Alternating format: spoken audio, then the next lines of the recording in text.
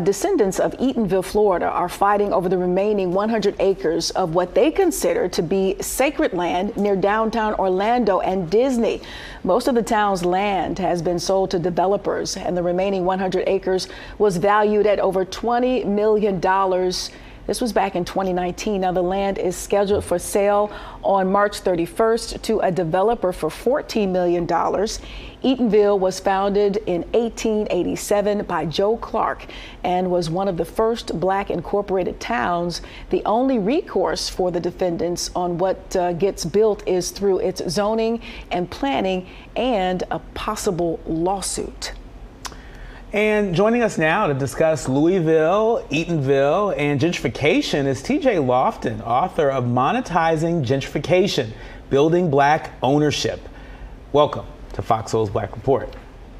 Thank you all. Appreciate the opportunity to share. Yeah, thanks for the time. So let's start off with what actually is gentrification. To be honest, for most soulmates is where these white people come from, or how do these folks get this money to rebuild this house that I've been living next door and can't get the money to do and been complaining about. So just break it down to us. What is and then what isn't, gentrification? Well, to me, gentrification is when people see that we're doing well with ourselves, and then they decide, let's go in there and disrupt. Let's raise the taxes on the homeowners, even though they're on fixed incomes, and let's defund the schools, and let's push them out in the name of development. So let's bring in some new development in here and claim we're going to build affordable housing, which is AKA gentrification. And then you have redevelopment is when they come in there and buy buildings and update the buildings, restore the buildings.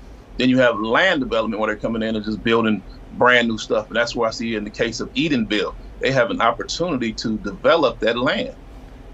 Well, when we look at stories like what's happening in Louisville and Eatonville, how do we work to take back the land? How do we build Black ownership? Well, they should have known how to structure that. Me as a developer, as a real estate expert, I would have went in there first and said, okay, we're interested in not selling it to you, but partnering with you on the first 100 acres. And we're looking for, in honor of the Robert Hunkford, I would like to create the vocational schools there. So let's create some small business incubators. So meaning some businesses, meaning you only have one business there right now, Family Dollar. So if we created a lot of Black-owned businesses, if they built those and put those in the front, then I would have okayed them putting so many houses in the back, but it would have had to been built by the local residents of Eatonville. Yeah. That way we could have generated money. TJ, this has been your ministry for a while. You have dedicated a lot of time and effort to this very topic here. You've crisscrossed this country over 24 states analyzing gentrification. What are some of your findings through your travels? Well, I'm from Compton, California, and I looked at when Elon Musk moved into Compton or Hawthorne, California. I had a strategy. I knew that he needed to expand. So immediately he came in, and I used to own tow truck companies, lowrider shops, paint shops, transmission shops. So I started looking at all of those businesses were being harassed by the city. So I immediately realized that must be that new Elon Musk guy who just recently sold PayPal. So we started buying the land up around his office so that he could not expand. And I told all the gentlemen who had the money to buy up all the houses so he could not expand, because I knew he needed X amount of these houses so that he could get what he needed to eminent domain the rest of the city. So eventually you saw that he left California. But that came from us. We have a structure. We have an infrastructure. Compton, California, Los Angeles, Hawthorne, that's the capital of lowriding. That's the infrastructure of custom car restorations. That's the custom car restoration capital. So they're very liquid there. The African Americans there are very liquid, that it was no problem to go back and buy the houses up, et cetera, et cetera. So that's what we need in Eatonville. We should have an infrastructure. We should have an infrastructure in Eatonville where we're producing things, accommodating this construction, this housing market. They should be there making brand new doors, making granite countertops, making cabinets, so that they can tap into this humongous industry of not enough homes to go around. They can supply the things that these developers need right there in Eatonville and that'll fall again. That'll go back into the teaching the youth about vocational skills. TJ, but we also can big supplier. Can you hear me? Yeah, Oh, yeah. TJ, we know that you have a connection to the late Dr. Sebi and building Black ownership. Can you tell us a little bit about what you learned from Dr. Sebi and about that effort?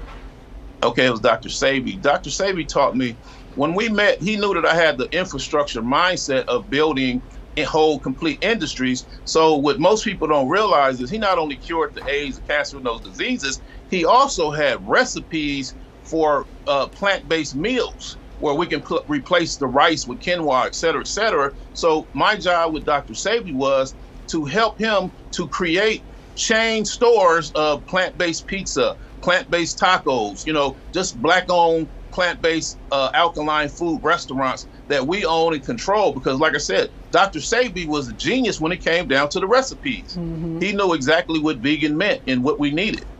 So that was my job to help him with. Is there any good that has come from or can come from gentrification? I remember when former President Bill Clinton, I believe he came out of the White House and moved into a part of Harlem. It brought a lot of attention to Harlem, some good in some sense. So, as we wrap up this conversation, is there any good that gentrification can do for our communities? Not for our community at all, not at this time. If it can become a great situation, if we become developers, land developers, and we start learning the trades, it'll be a great situation. Then we could all develop and we starting businesses, it'll be great. But the problem is the schools are not interested in teaching entrepreneurship, nor the trades or vocational classes. Is it even possible to stop gentrification? Is that even possible? Yes, absolutely. We should not be allowing, like, if I would have known early enough, I would have voted Tesla out. I would have never let Elon Musk come into Hawthorne, California, because we can prove that he has no African-American employees, but maybe 2 or 3. So if he's not going to hire us, why would we want him here? And it goes for all the rest of the Googles, the Facebooks. All we have to do is say, no, we don't want them here unless they do a 70% local African-American hire. Not a minority hire, but an African-American hire. Other than that, if we stop the corporations from coming, then the developers will stop coming as well. Wow. Well, stay on fire, TJ Lofton. We appreciate your time and your efforts and that good trouble that you've been getting yourself in. And you're now an official soulmate. We got to have you back to discuss this a lot more as the effort continues to just really bring about awareness. We appreciate you. No problem. Thank you for the great work you're doing by even talking about it. That's major. Thank you, brother. Appreciate you. Likewise.